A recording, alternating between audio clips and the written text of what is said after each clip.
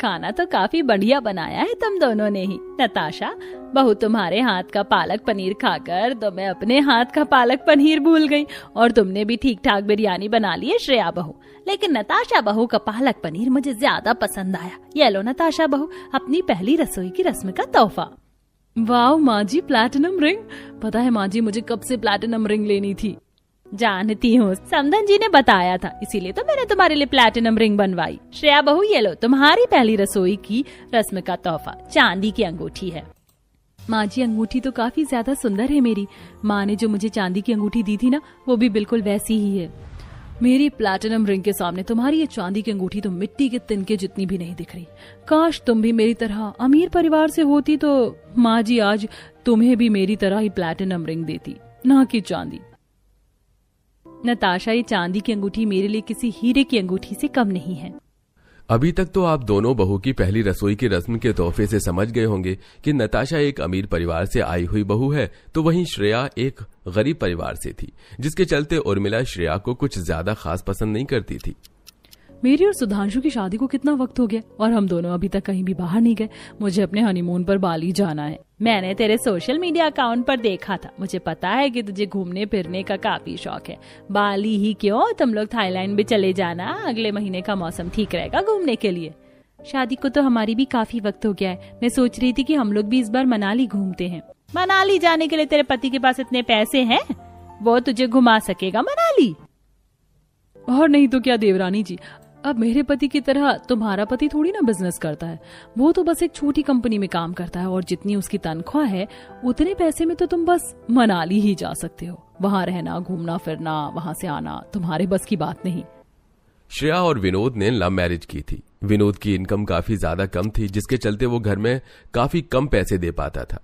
इसलिए उर्मिला विनोद को ज्यादा पसंद नहीं करती थी। ऐसे ही काफी समय गुजरता है और अब उर्मिला अपने परिवार के साथ बाहर वेकेशन पर जाने का प्लान बनाती है। जब से मैंने तुम्हारी सुधांशु की बाली और थाईलैंड की पिक्चर देखी, तब से मेरा भी कहीं घूमने का मन कर रहा है। पता है, जब मेरे बच्चे छोटे थे तो मैं उनके साथ अक्सर साल में 1 से 2 बार घूमने के लिए वेकेशन पर जाती थी। तो क्यों ना इस बार हम लोग वेकेशन पर चले।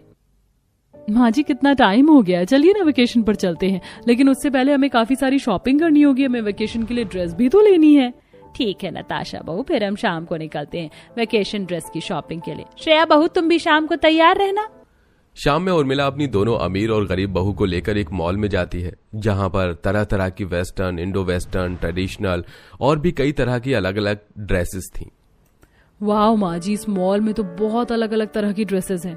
मुझे तो ये सारी ड्रेस काफी ज्यादा पसंद आ रही है। हम जिस जगह जा रहे हैं उस जगह की ये सारी ड्रेस परफेक्ट हैं। नताशा बहू, इस सेक्शन से भी अच्छे कपड़े दूसरे सेक्शन में हैं। वहाँ पर काफी तरह तरह की नई डिजाइन की वेस्टर्न ड्रेस हैं।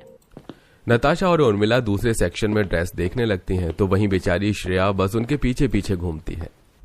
माँ जी, ये वाली ड्रेस कैसी है? मेरे पास तो ये कलर भी नहीं था। बहू, तू ये प्रिंटेड वाली ट्राई कर, ये इससे भी ज्यादा अच्छी है। लेकिन माँ जी, ये कुछ ज्यादा शॉर्ट नहीं हो गई? अरे बहू, ये तो है, लेकिन कितनी प्यारी है और तुझ पर तो और अच्छी लगेगी। मुझे भी ये काफी पसंद आई, एक बार ट्राई तो करके देख। उर्मिला नताशा को ट्राई करने के लिए काफी सारी ड्रेस देती है। इस शॉप से शॉपिंग करने के बाद अब वो लोग दूसरी शॉप पर जाते हैं। नताशा बहू, एक बार ये ड्रेस तो देख, आगे से शॉर्ट और पीछे से लॉन्ग है, तुझ पर काफी अच्छी लगेगी। माँ जी, मानना पड़ेगा, आपकी उम्र के हिसाब से आपके कपड़ों की चॉइस तो काफी ज्यादा बढ़िया है। अरे बहू, सिर्फ उम्र से बूढ़ी हूँ, दिलो दिमाग से अभी भी जवान हूँ। उर्मिला नताशा और भी कई सारी ड्रेसेस देखने लगती हैं। वेकेशन के लिए भी तभी श्रेया को एक ड्रेस पसंद आती है जो एक डमी पहने हुए थी। श्रेया उस डमी के पास जाती है और उस ड्रेस को देखने लगती है कि तभी वहां नताशा आती है।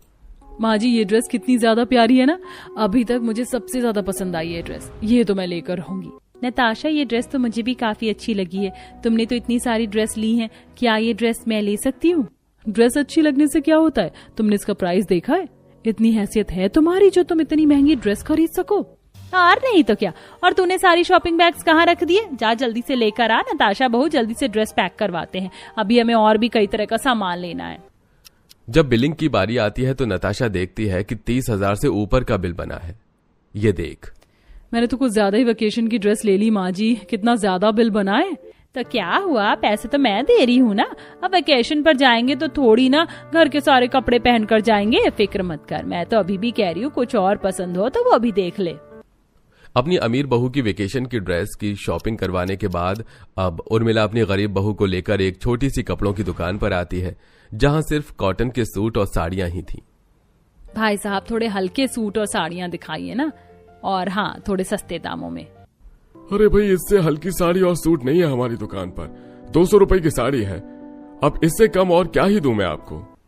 माँ जी, आपने नताशा को तो वेकेशन के लिए इतनी यूनिक और वेस्टर्न ड्रेस दिलाई है, लेकिन आप मुझे ये साड़ी और सूट दिलवा रही है। इन्हें पहनकर मैं वेकेशंस पर कैसे जाऊंगी?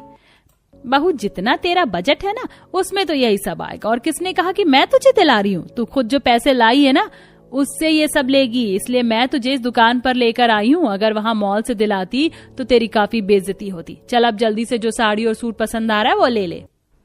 श्रेया को उस दुकान से कुछ भी पसंद नहीं आता है, लेकिन बेचारी कर ही क्या सकती थी, जिसके चलते श्रेया अपने मन को मारते हुए 1-2 साड़ी और सूट वगैरह ले लेती है। और अब घर जाकर दोनों बहुएं वेकेशंस की तैयारी करती हैं।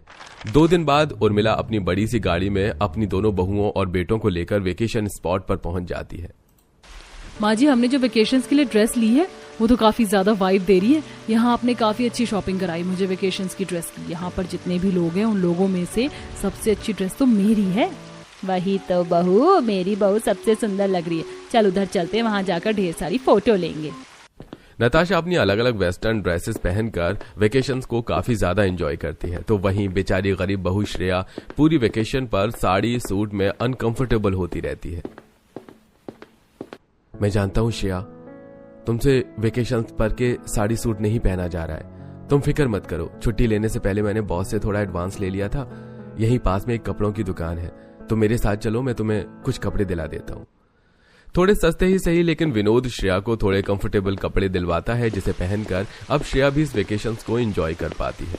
और ऐसे ही 1-2 दिन गुजर जाते हैं।